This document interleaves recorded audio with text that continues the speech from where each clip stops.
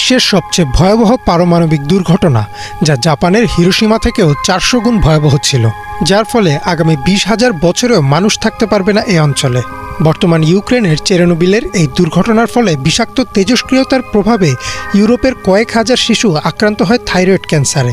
কিন্তু কি হয়েছিল সেদিন? 1986 সালের 26 এপ্রিল চেরনোবিল পারমাণবিক বিদ্যুৎ কেন্দ্রের 4 নম্বর রিয়েক্টরে একটি পরীক্ষা করার সিদ্ধান্ত নেন বিজ্ঞানীরা। একটি নিউক্লিয়ার রিয়েক্টরকে ঠান্ডা রাখতে পানি ব্যবহার করা হয়, আর এই পানি সবসময় রিয়েক্টরের মধ্য দিয়ে প্রবাহিত করতে হয়। এর জন্য পাশের একটি রিজার্ভ থেকে বৈদ্যুতিক মোটর দিয়ে পানি সরবরাহ করা হতো। কিন্তু যদি বিদ্যুৎ চলে যায় কোনো কারণে, তাহলে ব্যাকআপ জেনারেটরও ছিল, তবে সেই জেনারেটর চালু হতেও 1 থেকে 2 মিনিট সময় লাগতো। এই অল্প সময়টাও যেন পানি সরবরাহ বন্ধ না থাকে, তাই রিয়েক্টরের নিজের শক্তিকে কাজে লাগানোর জন্য চালানো হচ্ছিল পরীক্ষা। এই পরীক্ষাটি ওই বিদ্যুৎ কেন্দ্রের